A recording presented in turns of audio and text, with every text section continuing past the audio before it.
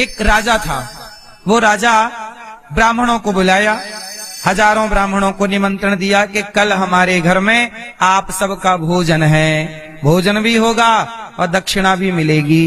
अब सारे ब्राह्मण आए, सब ब्राह्मणों को भोजन के लिए बुलाया। अच्छा, राजा जहां भोजन ब्राह्मणों का बनवा रहे थे वो खुले मैदान में भोजन बन रहा था। संयोग से क्या हुआ कि एक पक्षी सांप को लेके जा रहा था। सर्प को एक पक्षी अपनी चोंच में दबा के उड़ रहा था। संयोग से वो सांप उसकी चोंच से निकला और खीर बन रही थी नीचे। ब्राह्मणों के लिए क्या बन रही थी? खीर। वो जहरीला सांप वो खीर में जाके गिर गया। अब वहां पे कोई था नहीं उतनी देर, वो गिरा और खीर में, गरम खीर में वो तो मर गया, पर उसका जहर उस पूरी खीर में मिल गया। अब वो खीर हो गई जहरीली। अब सारे ब्राह्मण आए और सारे ब्राह्मणों को खीर परोसी गई। सारे ब्राह्मणों ने खीर खाई और जब खाई सारे पंडित जी बैठे बैठे लुढ़क गए। सारे ब्राह्मण मारे गए। जितनों ने वो खीर खाई सब मर गए। अब जब सब मरे तो ब्रह्म हत्या आई।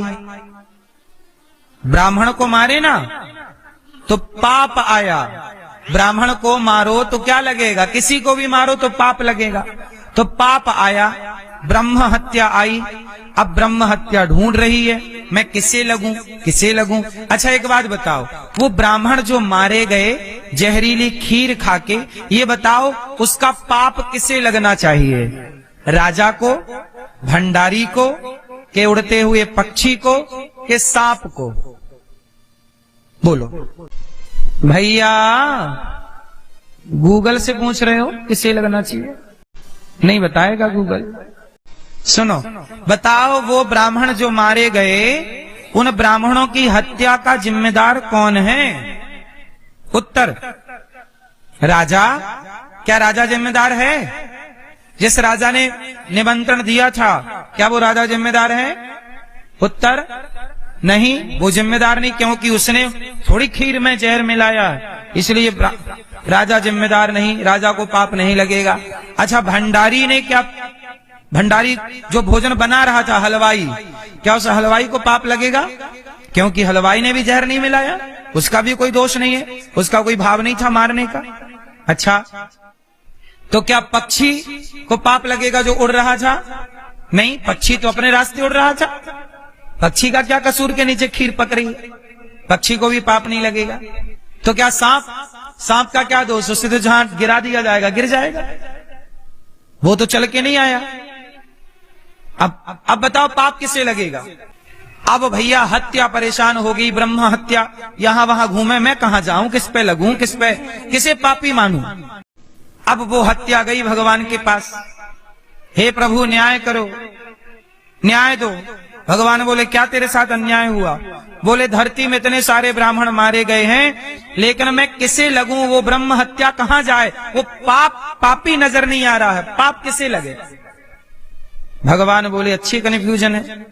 भगवान बोले अच्छा कुछ दिन रुको, पापी मिलेगा जरूर, है वहीं आसपास, चलो।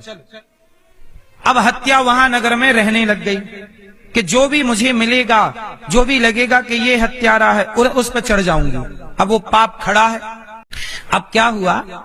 अच्छा, राजा इतने धर्मात्मा कि राजा की कोई बुराई करने को तैयार नहीं, राजा को कोई गलत कहने को तैयार नहीं। तभी क्या हुआ, राजा की सेना में किसी एक व्यक्ति ने कुछ गद्दारी, कुछ गलत काम कर दिया, तो राजा ने उसे हटा दिया। चलो, जो गलत करेगा उसे हटा ही दिया जाएगा। तो अब जिसे हटाया उसकी जो मां थी, उस मां ने राजा की बुराई की कि राजा तो बड़ा पापी है, इसने ब्राह्मणों को मार डाला, कोई कहने को तैयार नहीं, ये राजा ने ब्राह्मणों को मार डाला, इसी ने जहर मिला के खीर में दे दिया और सारे ब्राह्मण मारे गए। अब जब ये बुराई कर रही थी तो वो जो ब्राह्मणों की हत्या का पाप था, वो जाके उस निंदा करने वाली माता को वो पाप लग गया। बोले मिल गई, ये रही हत्यारिन। अब वो माता को पाप लग गया। अब वो मैया को जब पाप लगा तो वो घबराई, तो उसने भगवान से कहा बाद में कि प्रभु मैंने तो कोई ब्राह्मण मारे नहीं थे, पाप मुझे क्यों लगा? बोले तुमने ब्राह्मण मारे नहीं थे, पर तुमने एक धर्मात्मा राजा की बुराई की थी। जो व्यक्ति निरपराध है, अपराधी को अपराधी कहना बिल्कुल सही है। अपराधी है, अपराध, चोर को चोर कहिए, बिल्कुल कहिए, अच्छी बात है, चोर को चोर कहिए, गलत को गलत कहिए, पर सही व्यक्ति को यदि आप गलत कह रहे हैं और गलत सिद्ध कर रहे हैं और आपके कारण उस व्यक्ति की छवि खराब हो रही है, तो इससे बड़ी ब्रह्म हत्या, इससे बड़ा कोई पाप नहीं हो सकता। आप किसी सही व्यक्ति को गलत कह रहे हैं, वो पाप है। इसलिए वो पाप किसे लगा? उस माता को लगा। इसलिए कहता हूं कि जो आप लोग एक एक घंटे मैया चुगली करती हो, बुराई करती हो, निंदा करती हो या करते हो, आपको क्या लगता है आप पुण्य कर रहे हैं? आप फ्री का, फोकट का पाप ले रहे हैं। जिसके बारे में आप बात कर रहे हैं आपका उससे कोई लेना देना नहीं, लेकिन निंदा करके, बुराई करके आप उसका पाप अपने सिर पर ले रहे। इसलिए कहता हूं, संत जन कहते हैं किसी की निंदा नहीं करनी चाहिए। किसी की निंदा भी पाप है। कितने लोग मानते हैं कि निंदा पाप है, तो काहे करते हो? जानते हो ना, फिर पड़ोसन की बुराई, उसकी बुराई, उसकी बुराई। बच्चों, भीष्म पितामह बाणों की सैया पर लेटे हैं। कहा कि मैंने कोई पाप नहीं किया, पर द्रौपदी तेरे वस्त्र को मैंने इन आंखों से खिंचते हुए देखा, इसी पाप के कारण बाणों की सैया पर लेट करके यह पाप मुझे भोगना पड़ा। तो पितामह जैसों को भी यदि कर्म का दंड भोगना पड़ा तो हमें और आपको भोगना ही पड़ेगा मेरी माँ। इसलिए अब भगवान भीष्म पितामह की परम गति हुई, समय अनुकूल आया, भीष्म पितामह की परम गति हुई। भीष्म पितामह का संस्कार इत्यादि किया पांडवों के द्वारा और सब भगवत धाम पितामह गए। इच्छा मृत्यु का वरदान था। क्यों इच्छा मृत्यु का वरदान मिला वो कथा फर्स्ट में मैंने आपको सुनाई, और शांतनु जी ने इन्हें इच्छा मृत्यु का वरदान दिया। आज भीष्म पितामह परम धाम भगवत धाम चले गए और अपने पूर्व जन्म के शाप से, जो द्यौ नाम के वसु थे, उस शाप से वह मुक्त हो गए। भगवत धाम गमन किया उन्होंने। भगवान कृष्ण अब पांडवों को सौंप के सत्ता द्वारिका गए। द्वारिका में भगवान का यथा उचित स्वागत हुआ। कुंती बुआ ने आज भगवान से हाथ जोड़कर कहा, कन्हैया ने कहा माँ आप हमारी बुआ हो, और कोई बुआ हाथ जोड़े, हम तो आपकी संतान हैं, बच्चे हैं।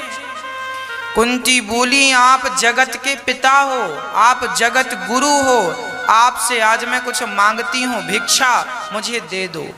भगवान ने कहा अच्छा बुआ मांगो, क्या चाहती हो? कन्हैया आप हमें दुख दे दीजिए। कन्हैया बोले माँ आज तक मुझसे किसी ने दुख नहीं मांगा और आप हमसे दुख की डिमांड करती हैं। कुंती बुआ ने कहा कन्हैया हमारे जीवन में जब जब दुख आया है तब तब आपका दर्शन हुआ है, और जब जब सुख आया, अब देखो धर्मराज युधिष्ठिर युद्ध जीत गए, राजा बन गए, तो भगवान बोले बुआ अब हम जा रहे हैं। जब तक राजा नहीं बने थे तब तक आप यहीं थे, और अब राजा बन गए तो आप जा रहे हो। ऐसे सुख का हम क्या करेंगे जिस सुख में आपका दर्शन ना हो? इससे भला तो दुख का कम से कम आपका दर्शन तो कराता था। हमें सुख नहीं चाहिए, हमें वो दुख दो जिस दुख में आपका स्मरण बना रहे, आपका दर्शन होता रहे। भरी सभा में कौरवों ने आग लगाई, लाक्षागृह में जलाकर मारना चाहा, उस दुख से बचाने आप आए थे। दुख ना होता तो आपका दर्शन कैसे होता? भरी सभा में द्रौपदी की लाज ना लुटती तो दर्शन आपका कैसे होता? हमारे जीवन में जब जब संकट आया आप आए। एक बार की बात जानते हो क्या हुआ? एक बार दुर्योधन ने दुर्वासा ऋषि के साथ 10,000 साधु आए। तो दुर्योधन ने कह दिया कि आपका निमंत्रण युधिष्ठिर के घर है। उस समय युधिष्ठिर जंगल में वनवास काट रहे थे 12 वर्ष का, और जंगल में रहने वाले के पास 10,000 लोगों को खिलाने की व्यवस्था होगी। अच्छा, द्रौपदी के पास एक बटलोई थी। बटलोई मतलब एक पात्र था। उस बर्तन का ये प्रभाव था कि द्रौपदी के खाए बिना, अर्थात वो ना खाए उसके पहले वो जितनों को चाहे, उस बटलोई का ये प्रभाव। वो सूर्य भगवान की बड़ी सुंदर बटलोई थी। वो कहती कि हमें रसगुल्ले चाहिए तो उससे रसगुल्ले निकलते, रबड़ी चाहिए रबड़ी निकलती, दाल चावल चाहिए, स्वादिष्ट भोजन। अच्छा, बटलोई तब तक निकालती थी जब तक द्रौपदी खा ना ले। द्रौपदी खाए तो उस बटलोई का प्रभाव एक दिन के लिए खत्म। अच्छा, पांचों पांडव खा चुके थे। लगभग 1 बज रहा था दोपहर का, और सबने खा लिया। तो द्रौपदी बाहर निकल कर देखी, अब तो कोई भूखा नहीं है। कहा कोई भूखा नहीं है। उसी क्षण द्रौपदी ने भोजन कर लिया और भोजन करके थोड़ा सा आराम करने लगी, लेटी थी। तभी 10,000 साधु आए और युधिष्ठिर से कहा हमें भूख लगी है। युधिष्ठिर को क्या लगा कि अभी द्रौपदी ने भोजन नहीं किया। उन्होंने कह दिया आप बैठिए, हम भोजन कराते हैं। संतों ने कहा जरा हम स्नान कर लें। तो वो स्नान करने चले गए, और युधिष्ठिर जी आए तो देखा द्रौपदी आराम कर रही थी। द्रौपदी से कहा क्यों, आपने भोजन कर लिया? हाँ हाँ, हमने तो कर लिया। अरे 10,000 साधु आए हैं, नहीं उनको खवाया, श्राप देकर मार डालेंगे। अब धर्मराज युधिष्ठिर लकड़ियां समेटने लगे कि संत का श्राप से मरना उससे अच्छे यूं ही मर जाए। अब घर में आया अतिथि भूखा चला जाए, इससे अच्छा तो मर ही जाना चाहिए। देखिए क्या धर्म था, हमारे भारत की संस्कृति क्या थी। ये संस्कृति का परिचय है कि कोई अतिथि भूखा नहीं जाना चाहिए। कोई भूखा चला जाए उससे अच्छे हम मर जाएं। मर जाना अच्छा है, पर घर से कोई भूखा चला जाए ये अच्छा नहीं। लकड़ियां समेटने लगे। अर्जुन भी बोले अब जीकर संत श्राप देकर। दुर्वासा जी बड़े क्रोधी महात्मा थे, सब मरने की तैयारी करने लगे, चिताएं बनाने लगे। अब संत का जो नहा के आएंगे कहेंगे खाना दो, नहीं है मार डालेंगे, और भूखा ब्राह्मण शेर समान। अब द्रौपदी ने देखा मेरे 5 पति मरने लग गए। तब द्रौपदी ने दोनों हाथ उठाकर कहा हे द्वारिकाधीश, आपने तब वस्त्र बढ़ाकर मेरी रक्षा की थी, आज भोजन बनाकर भोजन देकर मेरी रक्षा कीजिए नाथ। जब द्रौपदी ने दोनों हाथ उठाकर कृष्ण को पुकारा, श्याम सुंदर कहाँ हो, आओ, और अपनी बहन की लाज तब बचाई थी, आज भी लाज बचाओ। और जब पुकारा तो भगवान वहां से आते हुए नजर आए। अरे द्वारिकाधीश आप आए? हाँ हाँ, हमारी बहना पुकारे और हम ना आए। भगवान बोले द्रौपदी बड़ी भूख लगी है, कुछ भोजन कराओ। द्रौपदी बोली 10,000 तो थे, 10,000 एक हो गए। आपको खिलाने की ताकत होती तो हम उन्हें ही खिला चुके होते, आपको कष्ट क्यों देते? प्रभु आप कृपा करो, हमें तो लगा आप भोजन लेके आएंगे। भगवान ने कहा द्रौपदी ये बताओ तुम्हारी बटलोई कहाँ है? वो मैंने खाकर धुल दी। कहाँ रखी है? तो उल्टी बटलोई धुलकर लोग बर्तन उल्टा रखते हैं, तो औंधा की रखा था। भगवान ने उसे पकड़ा और ध्यान से देखा तो पालक का एक साग का पत्ता लगा था। भगवान ने कहा द्रौपदी आपने ठीक से धुला नहीं है, देखो एक पत्ता छोड़ दिया है। ना प्रभु मैंने बर्तन बढ़िया से धुला था। अच्छा उसने तो धुला बढ़िया था, भगवान ने ही अब एक पत्ता प्रकट कर दिया। भगवान तो सर्व सामर्थ्य है, प्रकट किया और पत्ता उठाया और भगवान ने उस पत्ते को अपनी जिह्वा पे रखा और कहा कि आज मैं इससे तृप्त हो जाऊं और मेरे तृप्त होते ही जीव मात्र तृप्त हो जाए। ये कहा तो चींटी से लेकर हाथी तक सबका पेट अपने आप भर गया। 10,000 साधु नदी में स्नान कर रहे थे, अपने आप श्रीखंड की डकार आने लग गई, अपने आप गुलाब जामुन की डकार आने लग गई, अपने आप पराठे की डकार आने लग गई, अपने आप बढ़िया देसी घी की पूड़ियों की डकार आने लग गई। संतों ने कहा क्यों, ये हमें बस हो रहा है कि तुम्हें भी हो रहा? दूसरों ने कहा सुनो, पता नहीं क्या हुआ, पेट भर गया, बिना खाए सबका पेट भरा। महात्माओं को लगा अब नहीं खाए तो भीम मारेगा, बनवा के फेंकवाते हो भोजन, खाओ। अब महात्मा बोले एक काम करो, नदी के किनारे किनारे भागो। सारे महात्मा पैदल वहीं से भागने। तब भगवान बोले जाओ भीम, संतों को बुला कर लाओ। तब दौड़े भीम भैया गए। अब संत और भागे। भीम बोले रुको रुको, संतों ने कहा ये बुलाने आया है, भोजन तैयार होगा, नहीं खाएंगे। पेट भरा कैसे खाएं? अब संत भाग रहे हैं, भीम भैया दौड़ कर आगे खड़े हो गए। क्या हुआ भगवान, आप भाग रहे हैं? क्या बताएं भीम, हमारा पेट भर गया, अब हमसे भोजन किया नहीं जाएगा, हमारे प्राण छोड़ दो, हमें जाने दो, आज हम भोजन फिर कभी आएंगे। भीम भैया बोले ठीक है, अच्छा जाओ। सारे वहीं की वहीं निकल गए और द्रौपदी को भगवान ने इस दूसरे संकट से बचाया। जब जब दुख आया तब तब उस दुख में परमात्मा का दर्शन हुआ। यही जीवन है, याद रखना, दुख भी सफल हो जाता है। कहते हैं ना, जब समय अच्छा होता है तो मिट्टी के भी दाम सोने की तरह होते हैं, और समय बिगड़ जाए तो सोना भी माटी मोल बिक जाता है। इसका अर्थ ये है कि आप अपने हर समय का सदुपयोग कीजिए। जब विपत्ति हो तो रोइए मत कि हम बड़े दुखी हैं, बड़े परेशान हैं। उस विपत्ति के समय में भगवान का चिंतन एकाग्र चित्त से कीजिए। समय सुधरते, समय बनते देर नहीं लगेगी। कहते हैं दिन बदलते देर नहीं लगती, बस एक बार आपकी नीति और नियत सही हो, बस नियत अच्छी हो और नीति अच्छी हो। भगवान ने द्रौपदी का कष्ट दूर किया। कुंती बुआ कहती हैं कन्हैया, जब कोई नहीं आया तब आप आए, और आपने हर पल हर क्षण हमारी रक्षा की। धर्म सदा दूसरों की भला, हमारे ये हाथ क्यों है? अपना पेट तो देखो पशु पक्षी भी भर लेते हैं, अपने बच्चों का लालन पालन तो कुत्ता बिल्ली भी कर लेते हैं, पर धन्य है वो लोग जो दूसरों की सेवा में अपने हाथ बढ़ाते हैं। धन्य है वो लोग जो दूसरों के लिए अपने कदम बढ़ाते हैं।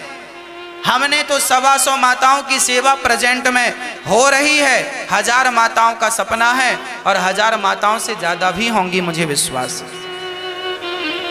और मैं तो ये निवेदन करता हूं कि हर बेटा अपने माँ की सेवा करे। बहुत सारे बच्चे आकर अपनी माँ को वापस लेकर भी जाते हैं, पर जो लेकर नहीं जाते, जो बच्चे सत्संग नहीं सुनते, कथा नहीं सुनते, जो बच्चे अपनी माँ का अपमान करते हैं, आखिर वो माताएं जाएं कहाँ? कौन सहारा बनेगा? इसलिए ये दास अनिरुद्ध इन बूढ़ी माताओं के लिए आपसे भिक्षा मांगता है कि आप छोटा सा योगदान देकर किसी रोती हुई माँ की होंठों पे मुस्कान भरने का काम कीजिए। हमने ना जाने कितनों को रुलाया होगा। सच कहूँ तो आज किसी को हंसाने का अवसर मिल रहा है, किसी को हंसा लीजिए। ये माताएं सोचो कि जब बेटे ने घर से निकाल दिया तो वो रिश्तेदारों के घर भी कितने दिन रहेंगी, रिश्तेदार कितने दिन रखेंगे। इसलिए वो रिश्तेदारों के घर रहना नहीं चाहती। क्यों किसी के पास जाएं? वो माएँ सीधे गौरी गोपाल वृद्धाश्रम में आती हैं, और आप और हम उनके बेटे बनकर उनकी सेवा करें। आज भी मैं कुछ माताओं से आपको मिलाना चाहता हूँ। कल भी मैंने आपको माताओं से मिलाया था। हम चाहते हैं कि हर बच्चे अपने माँ बाप की सेवा करें। क्या बुराई है? सेवा करो, पर नहीं करते, अब इसका क्या समाधान है? इसका एक ही समाधान है कि न माओ की हम सेवा करें। आप जब राम सेतु बना तो बड़े बड़े बंदर भालू पत्थर उठा उठा करके सेतु बना रहे थे, पर उसी समय एक छोटी सी गिलहरी भी थी, जो कि उस गिलहरी ने अपने शरीर पे बालू लपेट कर और जाकर के सेतु में झड़ा देती थी। राम ने कहा किसी का पांव पड़ेगा, गिलहरी दबकर मर जाएगी। गिलहरी ने कहा राम मर गई तो क्या हुआ, पर मरने के पहले आपके सेतु में बालू डाल रही हूं। क्यों? क्योंकि नुकीले नुकीले पत्थर हैं, कहीं आपके चरणों में चोट ना आ जाए। बालू भर भर के इसे गद्देदार बना रही हूं ताकि आपके चरणों में चोट ना आए। गिलहरी ने मात्र 150 कण डाले होंगे उस सेतु में, लेकिन आज तक उसे याद किया जाता है कि उसने भी राम की सेवा में अपना योगदान दिया था। हम रहें ना रहें, परंतु आपका दिया हुआ एक छोटा सा योगदान याद किया जाएगा कि गौरी गोपाल वृद्धाश्रम के निर्माण में आपका भी योगदान पहुंचा था और आपके योगदान से इन माओं की सेवा चल रही है। आने वाले 100 वर्षों बाद भी जब आप और हम नहीं रहेंगे तो भी यहाँ वृद्ध माओं की सेवा होती रहेगी। हम तो चाहते हैं हमारा भारत संस्कारी बने, कोई भी माँ वृद्धाश्रम में ना जाए, कोई भी बेटा अपनी माँ का अनादर ना करे, पर जो बेटे कर रहे हैं और जो माँ को निकाल रहे हैं, अब उन माँ का क्या कसूर है, क्या गलती है, वो कहाँ जाएंगी? इसलिए हम किसी का सहारा बनते हैं। आओ, सच्ची हंसी क्या है? कहते हैं ना, आपने भी सुना होगा कि रोते को हंसाना सबसे बड़ा पुण्य है, सुना है ना? तो आपको ये लगता है हम मजाक करेंगे तो ये हंस पड़ेगा। आप कॉमेडी शो देख लेते हैं, आपको हंसी आती है, आपको लगता है हाँ अरे भैया ये जो हंसी है ये झूठी हंसी है। सच्ची हंसी तो ये है, ये माताएं रोती रोती आती हैं और गौरी गोपाल वृद्धाश्रम जब इनकी सेवा ये दास अनिरुद्ध करता है, सारा दुख भूल कर यहाँ प्रसन्न हो जाती हैं। सबसे बड़ी हंसी ये है, भगवान का स्मरण ही सुख है और भगवान का विस्मरण ही दुख है। हर क्षण भगवान का स्मरण, इसलिए कहते रहो हे नाथ मैं आपको कभी। कुंती बुआ ने कहा भगवान से दुख दे दो, भगवान ने कहा मां मैं दुख नहीं दे सकता। तो फिर दूसरी प्रार्थना की, ऐसी कृपा करो नाथ कि मैं आपको कभी भूलूं नहीं।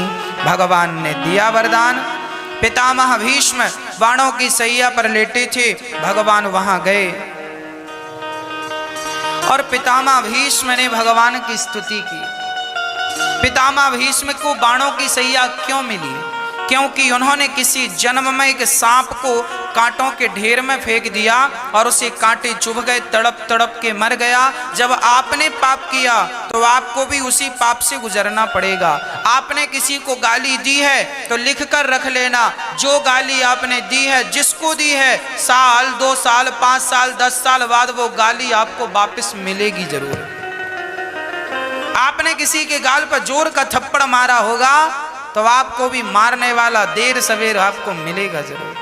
क्योंकि जो व्यवहार हम दूसरों के लिए करते हैं वही व्यवहार देर सवेर हमारे साथ होता है। इसलिए हम किसी के साथ गलत, पितामह भीष्म जैसे दिग्गजों को अपने किए का फल भोगना पड़ा तो अरे गहरे नत्थु खैरे की क्या कहें। पितामह भीष्म को बाणों की सैया पर लेटना पड़ा। भगवान की स्तुति करते हैं, इति मति रूप कल्पिता वितृष्णा भगवत सात्वत पुंग। हे प्रभु मेरी बुद्धि निर्मल हो गई है, अब मैं इसे आपके चरणों में समर्पित करना चाहता हूँ। भीष्म पितामह से एक बढ़िया बात सीख लो, आपकी बुद्धि इससे पहले निर्मल करो। अच्छा एक बात बताओ, हम आपके घर जाएंगे तो हमें आप गिलास में दूध पिलाओगे, तो जो गिलास में आप दूध पिलाओगे वो गिलास गंदी रहेगी कि साफ करके पिलाओगे? अरे साफ करेंगे ना, जूठा बर्तन गंदा बर्तन उसमें तो आप नहीं पिलाओगे। जैसे आप बर्तन को साफ करके उसमें पानी या दूध या भोजन परोसते हैं, उसी प्रकार आप अपनी बुद्धि को पहले बुद्धि एक बर्तन है, बुद्धि एक पात्र है, बुद्धि को पहले स्वच्छ कर लीजिए, साफ कर लीजिए, धुलकर निर्मल कर लीजिए और फिर वही बुद्धि भगवान के चरणों में समर्पित कर दीजिए। यही बुद्धि का पुष्प चढ़ाना है। भगवान को 4 चीजें बहुत पसंद है। पत्रम गीता का वाक्य है, पत्रम पुष्पम फलम तोयम यो मे भक्त्या प्रयच्छति। क्या? पत्रम। कौन सा पत्ता भगवान को प्रिय है? तुलसी का।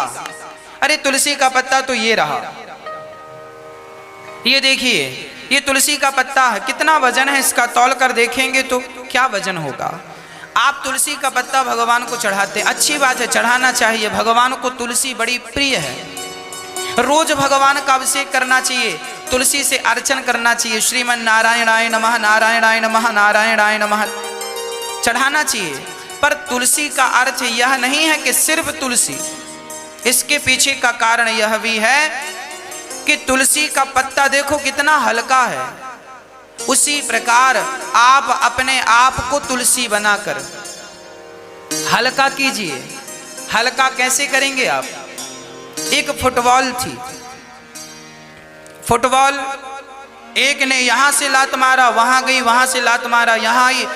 फुटबॉल को लात ही पड़ती है, हाँ या ना? एक फुटबॉल एक महात्मा जी के चरणों में चली गई। महात्मा जी, हमें इतने लात मारे लोगों ने, हम गिन भी ना पाए। महात्मा जी ने कहा, लोग तुझे लात इसलिए मारते हैं क्योंकि तूने अपने अंदर ये हवा भर रखी है। जरा हवा तो निकाल, फिर देख तुझे कोई लात नहीं मारेगा।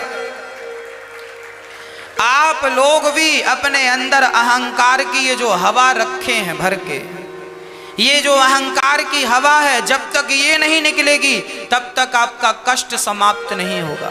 आप कहते हैं महाराज जी हम बड़े दुखी हैं, बड़े परेशान हैं। क्यों? क्योंकि आपने भी अहंकार की हवा भर रखी है। वो हवा निकले तो काम बने। तो अहंकार निकाल दीजिए और अपने आप को बिल्कुल तुलसी का पत्ता, तुलसी का पत्ता अर्थात तिनका, इसे अब देखिए, ये तुलसी का पत्ता हमने हटा दिया, अब ये क्या बचा? इसे आप क्या कहेंगे? इसे क्या बोलते हैं सामान्य भाषा में? तिनका। क्या बोलते हैं? जब हम भगवान को प्राप्त करना चाहते हैं तो हम क्या करें? हम अपने आप को तिनका समझें, अहंकार त्याग दें। फुटबॉल से हवा निकली, आपके अंदर से अहंकार। अहंकार क्या है? मैं ऐसा हूं, मैं वैसा हूं। आप लोग मंदिर जाते हैं ना तो बाबूजी बन के जाते हैं। आप लोग मंदिर जाते हैं तो आप कपड़े अच्छे वाले पहन के जाते हैं, और प्रणाम लेट कर करना पड़े तो आप नहीं करते, कपड़े खराब हो जाएंगे। लेट कर, अरे बिहारी जी के मंदिर तुम पहली बार गए हो और लेट कर प्रणाम नहीं किया, दंडवत नहीं की। स्त्रियों को लेट कर प्रणाम नहीं करना चाहिए, स्त्रियों को घुटने टेक कर माथा जमीन पर रखना चाहिए। पर पुरुषों को लेट जाना चाहिए। भगवान के चरणों में, माता पिता के चरणों में, गुरुजनों के चरणों में क्या करना चाहिए? इनका दर्शन होए तो लेट जाओ। क्या करो? लेट कर माथा उनके चरणों में रख दो। अरे बिहारी जी के दर्शन करने गए थे, दंडवत तो किया होता, साष्टांग तो किया होता, प्रणाम तो किया होता। अब की बार दर्शन करने जाना, एक तिनका साथ में लेकर जाना, और तिनका लेकर जाना मुंह पे दबा के ऐसे। भगवान पूछे क्यों, क्या करने आए हो?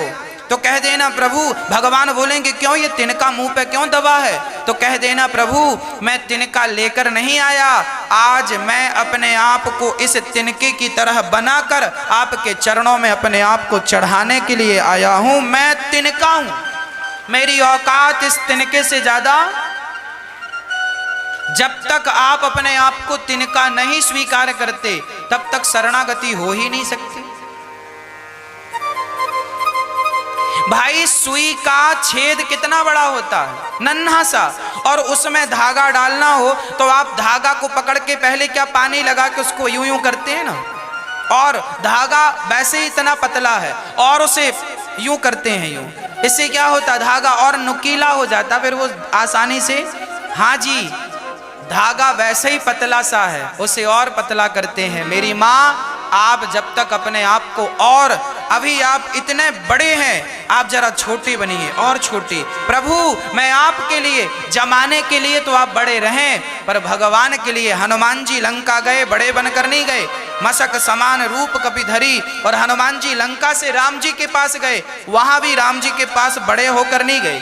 अति लघु रूप पवन सुत लीन्हा, हनुमान जी छोटे बनकर गए। अर्थात भक्त तो सदा भगवान के सामने छोटा ही होता। छोटे बनो, कब बनोगे? तिनका बन जाओगे तो भगवान स्वीकार कर लेंगे।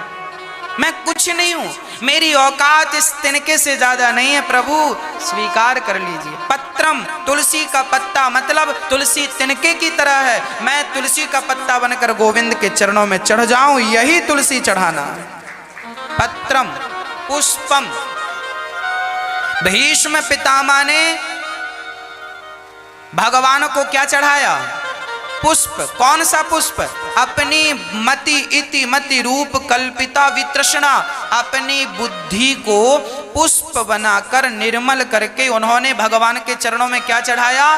पुष्प चढ़ाया। कौन सा? बुद्धि का पुष्प। और हम लोग क्या चढ़ाते हैं? ये फूल चढ़ा दिया। इसकी हालत देखो जरा, ये बेचारा कैसा हो गया देखो। सवेरे खिला था, हंस रहा था, अभी क्या हुआ तुम्हें? रो रहे हो? अकड़ गया बेचारा, ये किनारी इसकी जल गई गर्मी से। शाम अभी थोड़ा और हो, अभी अभी अभी रो रहे हो, अभी और रोगे जोर जोर से, देखो हालत। पर ये तो प्रसन्न है, क्योंकि बाकी पुष्प तो फिर भी मुरझा गए। खिले तो थे पर उनका खिलना कोई काम का नहीं, क्योंकि वो भगवान तक नहीं पहुंच पाए। ये पुष्प तो भाग्यशाली है कि भागवत जी तक पहुंच गया है। इसका अर्थ क्या है? ये पुष्प जो आप चढ़ाते हैं ना, ये सवेरे से शाम तक मुरझा जाता है। कौन सा पुष्प चढ़ाना है? आज तक लोगों को यही नहीं पता चला कि कौन सा पुष्प चढ़ाना। अरे भैया, अपनी बुद्धि को पुष्प बनाओ, और अपनी बुद्धि जो तिगड़म में लगा रखी है बुद्धि, यहां सबसे हटाओ बुद्धि को, और बुद्धि को भगवान के चरणों में लगाओ। मन को भगवान के चरणों में लगाओ। मन को पुष्प बनाकर, मन को ही भगवान के चरणों में पुष्प बनाकर चढ़ा दो, यही पुष्प चढ़ाना है। पर आज लोग ये वाला पुष्प नहीं चढ़ाते। बस भैया हार देना जरा, कितने का दिया? 20। अरे 20 का, 10 का दे, ये वाला हार चढ़ा दिया। ये वाले हार थोड़ी चढ़ाने हैं। कौन सा हार? मन को पुष्प बनाओ, बुद्धि को पुष्प बनाओ और चढ़ाओ, यही हार है। प्रभु आज मैं आपके चरणों में अपने मन को चढ़ाने आया हूं, अपनी बुद्धि को चढ़ाने आया हूं, अपनी इंद्रियों को चढ़ाने आया हूं। आज मैं कुछ लेकर नहीं, खाली हाथ आया हूं। आज मैं अपने आप को समर्पित करने आया हूं। पत्रम पुष्पम फलम, कौन सा फल भगवान को चढ़ाना चाहिए? कौन सा मेरी मां? कौन सा पुष्प चढ़ाएं बताओ? नारियल, पपीता, केला? हमारी एक मैया एक केला लेके मंदिर गई, एक केला, और मंदिर ले गई, शंकर जी को चढ़ाया, और उसी केले में अगरबत्ती गड़ा दी। वो स्टैंड बन गया अगरबत्ती का।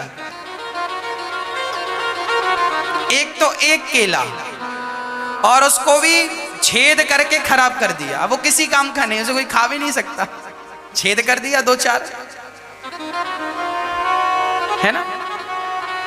कहो इनसे, तुम्हारे बाप दादे भी ऐसी केलों में छेद करते चले आए हैं। इससे काम नहीं बनेगा। इसी को कहते हैं अंधविश्वास। आज हमारे भारत में अंधविश्वास ज्यादा है, खासकर भगवानों को लेकर अंधविश्वास ज्यादा। इसलिए ये जो युवा वर्ग है, जवान बच्चे हैं आज के, साइंस पढ़ने वाले, ये जब आपको केलों में अगरबत्तियां खोसते देखते हैं, इनको हंसी आती है। अरे माँ पागल है, ठीक कहता है तुम्हारा बेटा, पागल हो तुम यथार्थ को क्यों नहीं समझती हो? जो सत्य है उसे क्यों नहीं स्वीकार करते हो? अच्छा एक बात बताओ, मैं अंगूर के पेड़ को आम समझ लूं, ये आम है, आम है, अंगूर के फल को मैं आम समझ लूं, तो क्या समझने से अंगूर का फल आम हो जाएगा? आपने जो अंध भक्ति की है, अंध विश्वास किया है, तो क्या आपकी अंध श्रद्धा सच्ची श्रद्धा में तब्दील हो जाएगी? क्या फायदा? राख में आहुति कोई डाले, राख है और राख में स्वाहा स्वाहा स्वाहा, इससे क्या फायदा? तुम एक कुंटल घी उड़ेल दो, क्या मिलेगा? अंधविश्वास को समाप्त कर दीजिए। भगवान कभी ये नहीं कहते कि तुम मुझे केला ला कर दो, मुझे फल ला कर दो। भगवान ये कभी नहीं कहते। भगवान ये कहते हैं, भागवत जी में लिखा है कि मुझे क्या चाहिए?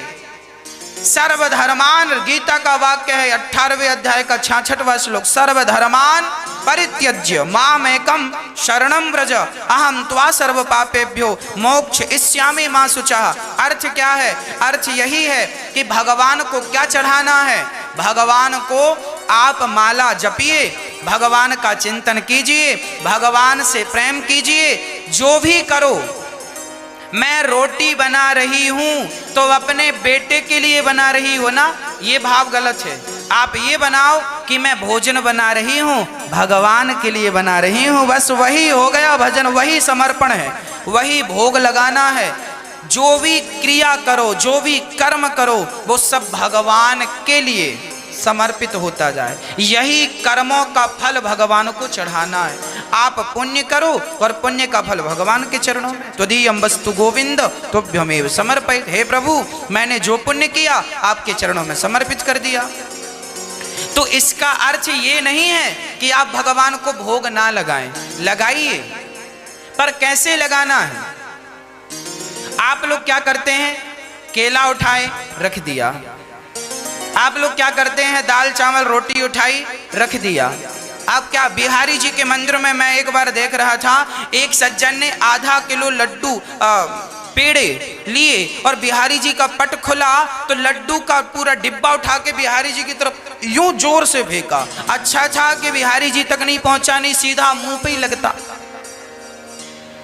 भगवान अच्छे से लड्डू खा लेते। अब ये अंधविश्वास नहीं तो क्या है? अंधश्रद्धा नहीं तो क्या है? ऐसे फेंकने से तुम्हारे लग गया भोग, लग गया, ऐसे फेंकना चाहिए, ये उचित है? दुर्गा जी के मंदिर में जाकर देखा तो दुर्गा जी के शेर के मुंह पर मिठाई चिपकी है, माताएं चिपका देती हैं।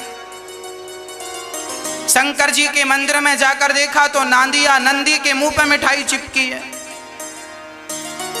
हमारी माताएं ऐसी करती हैं। दुर्गा मैया का मुंह मिल जाए तो मुंह पर मिठाई चिपका देती हैं।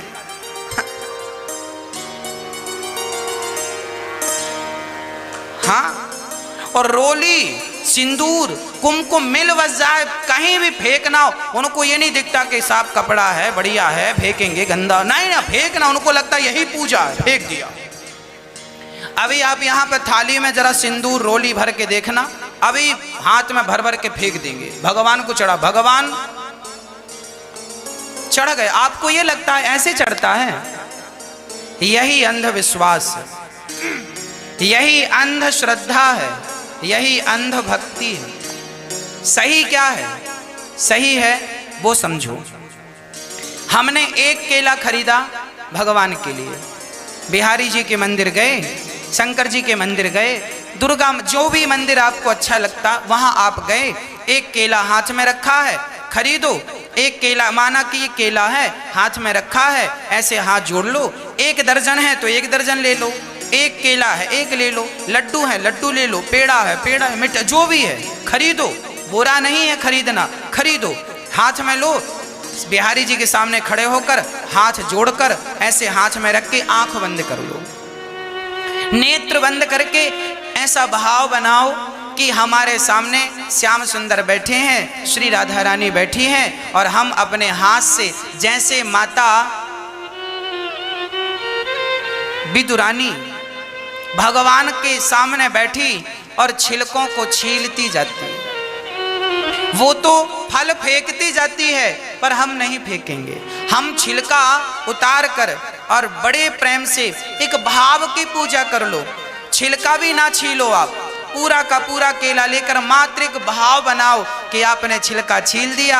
अब बड़े प्रेम से ठाकुर जी को आप भोग लगा रहे हैं। श्री राधा रानी केला खा रही हैं, श्री राधा श्याम सुंदर केला पा रहे हैं, श्याम सुंदर लड्डू खा रहे हैं। आपने पपीता खरीदा है तो भाव से पपीता को आप छीलिए, भाव से, कुछ नहीं करना, हाथ में रख के एक भाव बनाना, इमेजिन करना है कि आप छील रहे हैं और फिर भगवान को भोग लगा रहे हैं। आपके हाथ से ठाकुर जी खाएं, यही भोग लगाना है। और भोग लगा दिया ना, भाव से लगा दिया, अब वो केला, वो लड्डू, वो मिठाई प्रसाद बन गया। उसको भगवान के चरणों में यूं समर्पित, हे प्रभु स्वीकार कीजिए। ये करके आपने उसे अपने पास रख लिया, सबको बांट दीजिए, हो गया प्रसाद। ऐसा कोई नहीं करता, फेंक दियो, फेंक दियो। भक्ति की परिभाषाएं लोगों ने चेंज कर दी, अपने ढंग से कर दी। शास्त्रों की जो मर्यादाएं हैं उस ढंग से चलोगे तो सुखी रहोगे, अपने ढंग से मत चला करो, है ना। बात, मैं मानसिक पूजा आपको कराता हूं, कथा में अभी भी कराऊंगा, आज नहीं कल परसों में। मैं मानसिक पूजा करवाता हूं आपसे। आंख बंद करके एक भाव बनाओ कि हम भगवान के सामने बैठे हैं, भोग लगा रहे हैं, भगवान खा रहे हैं। हमें बिल्कुल एहसास होगा कि भगवान सचमुच खा रहे हैं। वही खिलाना है, जो खिला, लड्डू खिलाओ, हलवा खिलाओ, पूड़ी खिलाओ, साग खिलाओ। अब जैसे घर में आप लोग थाली में दाल चावल सब्जी रोटी आप रखते हैं और ले जाकर भगवान के सामने रख देते हैं, ऐसा नहीं, ऐसा सही नहीं है। सही क्या है, बड़ी श्रद्धा से भोजन इसलिए बनाओ कि भगवान खाएंगे, तो भोजन बनाना भक्ति हो गया। एक थाली में दाल चावल सब्जी रोटी निकालो, तुलसी का पत्ता डालो, तुलसी अपने घर में तोड़ के रख लो, सोमवार को तोड़ के रख लो, मंगलवार को तोड़ के रख लो, रविवार को ना तोड़नी पड़े। कहते हैं अमावस्या और पूर्णिमा को भी तुलसी नहीं तोड़ते, पर ये बहुत ज़्यादा नहीं लोग इसको स्वीकार कर पाते, पर रविवार को ना तोड़िए। इसलिए आपके घर में तुलसी का संग्रह होना चाहिए, है ना। रोज तुलसी तोड़ो, पर जो दिन नहीं तोड़ना मत तोड़ो, उसके लिए संग्रह रखो। हाँ, तुलसी का पत्ता दाल चावल सब्जी रोटी में डालो और डालकर आप बैठो 2 मिनट। गिलास में जल होना चाहिए भगवान के मंदिर में, साफ जल। और गिलास में हम देखते हैं भगवान के मंदिरों में आप लोग जो गिलास विलास रखते हैं, अंदर से बिल्कुल नीली हो जाए, काई जम जाती है, बर्तन भी नहीं धुलते लोग। तो भगवान बिठाए हैं, आलसी हैं। अरे भगवान के बर्तन भी रोज साफ करो, जैसे अपने बर्तन साफ करते हो। साफ करो और थाली सजाओ और एक रोटी तोड़ो, दाल लगाओ, सब्जी लगाओ और बड़े प्रेम से यूं यूं यूं, ये उंगली बाहर, ये बाहर करो और नीचे की बाहर, और भगवान को खिलाओ ऐसे भाव से। प्रभु प्रसाद पाइए, प्रसाद ग्रहण कीजिए, है ना। भाव से खिलाइए भगवान को। ऐसा भाव हो कि भगवान आपके हाथ से खा रहे हैं। फिर उसको रखो, दूसरा टुकड़ा रोटी का तोड़ो, लगाओ, फिर खिलाओ। 5 बार रोटी और दाल चावल है तो दाल चावल चम्मच से मिलाकर चम्मच से ठाकुर जी को खिलाओ, नहीं तो हाथ से खिलाओ। और जब खिला दो तो भगवान को पानी, गिलास उठाओ, तुलसी का पत्ता हो, पानी पिलाओ और बड़े सुंदर कपड़े से भगवान का मुंह पोंछना चाहिए। मुंह पोंछ करके ये भोग लगाना है। ये नहीं कि दाल रोटी रखी भगवान के सामने रख दिया, खाओ तो खाओ, हम तो चली। ये तो ठीक नहीं है। भगवान को भाव से खिलाइए। हाँ, अरे हम आपके घर में जाएंगे और आप हमारे सामने लाके रोटियां रख दो, खाओ, हम खाएंगे क्या? अरे ऐसा, जब हमारे घर अतिथि आते हैं, हमारे गांव की परंपरा क्या होती है, कोई अतिथि आता है, पंगत लगती है। पंगत जानते हैं? पंगत लगती है, सारे लोग बैठते हैं। जब सबको परोस दिया जाता है, सारा सिस्टम दाल चावल सब्जी रोटी खीर पूड़ी पकवान सब परोस दिया, उसके बाद घर का मुखिया हाथ जोड़कर कहता है प्रसाद आप सभी लोग ग्रहण करें। हाथ जोड़ के, ये पुरानी परंपरा भारतीय परंपरा रही है। अब तो लोग नहीं कहते, पर लोग कहते हैं। हम आज भी भोजन प्रसादी कराते हैं तो हाथ जोड़कर प्रभु जी प्रसाद पाइए, प्रसाद पाइए। हम बोलते हैं, बोलना चाहिए हाथ जोड़ के, हे अतिथि देवता आप प्रसाद ग्रहण करें, फिर वो प्रसाद पाते हैं। जब सामान्य इंसान के लिए ये शिष्टाचार जरूरी है तो भगवान थोड़ी ऐसे रखने से खा लेंगे, उन्हें भी श्रद्धा से खिलाना पड़ता। प्रभु आप खाओ, ये ग्रहण कीजिए, तब खाते हैं भगवान। वो भोग तब स्वीकार होता है। भगवान दाल चावल सब्जी रोटी नहीं खाते, पर भक्त का ये जो प्रेम है, ये प्रेम ये श्रद्धा का भाव भगवान स्वीकार कर लेते। भगवान भाव ग्राही है, भगवान भाव को ग्रहण करते हैं। दाल चावल रोटी छोड़ देते हैं, पर तुम्हारी जो श्रद्धा थी खिलाने के पीछे, उस श्रद्धा को स्वीकार कर लेते हैं। भगवान का उसी से पेट भर जाता है। भाव का भूखा हूं मैं, भाव ही एक सार है, और भाव से भजले मुझे तो भव से बेड़ा। लोग बेवकूफी करते हैं, करने दो, आप मत किया करो। लोग लड्डू फेंक रहे हैं, पेड़े फेंक रहे हैं, आप ऐसा व्यवहार ना करो। आप तो हाथ में रखो, खरीदो। आप बिहारी जी आए हैं तो 1 किलो पेड़ा खरीदो, खरीदो पेड़ा अपने पास रखो।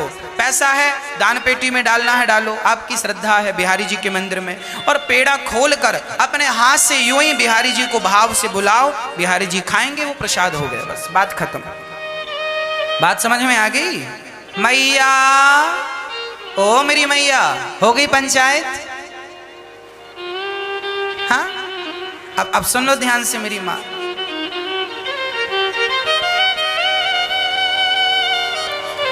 तो भीष्म पितामह भगवान को पत्रम पुष्पम फलम, कौन सा फल चढ़ाना है भगवान को? अपने अच्छे कर्मों का फल। और आखिरी है तोयम। तोयम मीन्स, तोयम मतलब जल। कौन सा जल चढ़ाना है भगवान को? हम माताएं ठंडी में भी शंकर जी को हर हर महादेव ओम नमः शिवाय ओम नमः शिवाय। अच्छी बात है, जल चढ़ाना चाहिए। कौन सा जल? कभी विचार किया है कौन सा जल चढ़ाना चाहिए भगवान को? अरे पानी तो सब चढ़ा सकते हैं, और पानी क्या चढ़ाते हो? पानी तो मछली का जूठा है। नदी का पानी लाए हो ना, तो नदी का पानी कौन सा साफ है? वो भी तो जूठा है। लाखों मछलियां पीती हैं, जूठा नहीं होता? तो जूठा पानी भगवान को। इसका अर्थ ये बिल्कुल नहीं है कि आप गंगा जल ना चढ़ाओ, चढ़ाया करो, पर उस पानी में अपने नेत्रों का जल, इतना प्रेम हो भगवान से, इतना प्रेम हो, इतनी श्रद्धा हो। बिहारी जी को देखो तो अपने आप आंखों से झरझर आंसू गिरने लगे।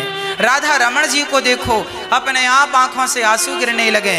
रंगनाथ भगवान को देखो, अपने आप प्रेम से आंसू निकलने लगे। द्वारिकाधीश जाते हो ना, साल में एक बार, 10 साल में एक बार, पूरी जिंदगी में एक बार, और जाके तुम 2 आंसू भी नहीं बहाते, कितने कंजूस हो।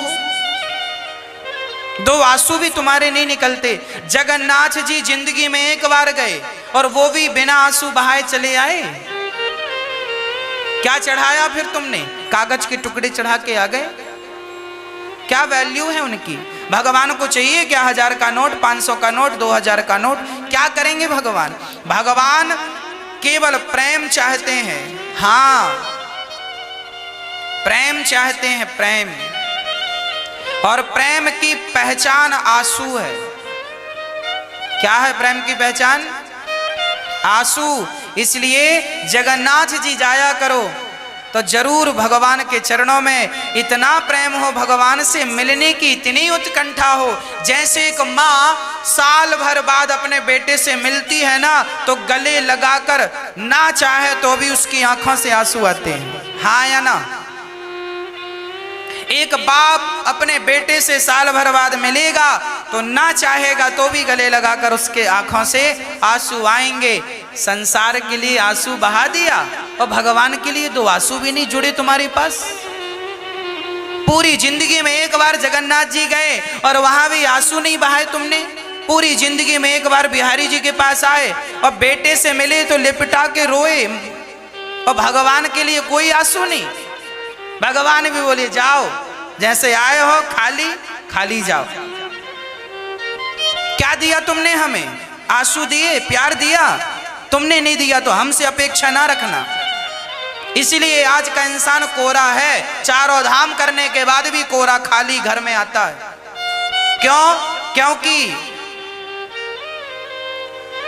एक मैया को हमने देखा, चारों धाम गई 1 किलो चावल लेकर, और वहां बैठे रहते हैं ना भीख मांगते बाहर, एक एक मुट्ठी चावल एक मुट्ठी भरती और 10 लोगों को डालती। अब सोचो कि एक मुट्ठी चावल 10 को दिया होगा, कितना कितना गया होगा। और दाल चावल मिक्स करके, ताकि खिचड़ी ही बने, अलग अलग ना बना सके। ये एक मुट्ठी भरती और 4-4 दाने टपकाती जाती है। उसको लगता है यही ताचार, यही तीर्थ है। ये अंधविश्वास नहीं तो क्या है? क्या है ये बताओ? क्या है ये आपकी नजर में? जब भी भगवान से मिलने जाओ, इतना प्रेम हो भगवान के चरणों में।